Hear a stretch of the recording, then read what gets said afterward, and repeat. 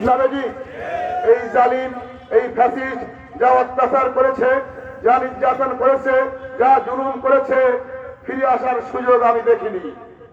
সম্মানিত উপস্থিতি, বিশেষ করে ক্ষমতায় আসার আগেই যে সময় 6 সালে বাংলাদেশ জামাত ইসলামী, সে সময় 2 জন মন্ত্রী ক্ষমতায় আসার শুরুতেই কি করেছিল? 6 সালে লগি বৈঠা দিয়ে জামাত ইসলামী এবং ইসলামী ছাত্র শিবিরকে নিষিদ্ধ করার জন্য, শেষ করার জন্য গগনচুম্বী ষড়যন্ত্র করেছিল। 8 সালের ক্ষমতা আসার পর এই ফ্যাসিস্ট সরকার আমাদের কি করেছে? চৌকস সেনাবাহিনীর 54 জন কর্মকর্তাকে 27 ফেব্রুয়ারি কি করেছে? 9 সালে হত্যা করেছে। হত্যা দিয়ে তাদের রাজনীতি শুরু।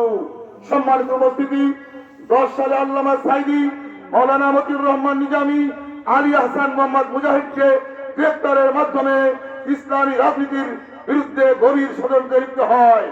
এরপর পর্যায়ক্রমে 13 সালে কাদের মোল্লা শাহাদাতের মাধ্যমে শেষ পর্যন্ত আমাদের জেলখানা সহ 11 জন নেতাকর্মীকে হত্যা করেছে। এই জালিম যতই ফুসফাস করুক, ফিরে আসার সুযোগ আমি দেখিনি। সম্মানিত উপস্থিতি, আমি বলতে চাই, শুধু ফাঁসি দিয়ে শেষ করেননি, জামাত ইসলামীর নেতৃবৃন্দের উপর কি করেছে? অত্যাচার করেছে, নির্যাতন করেছে।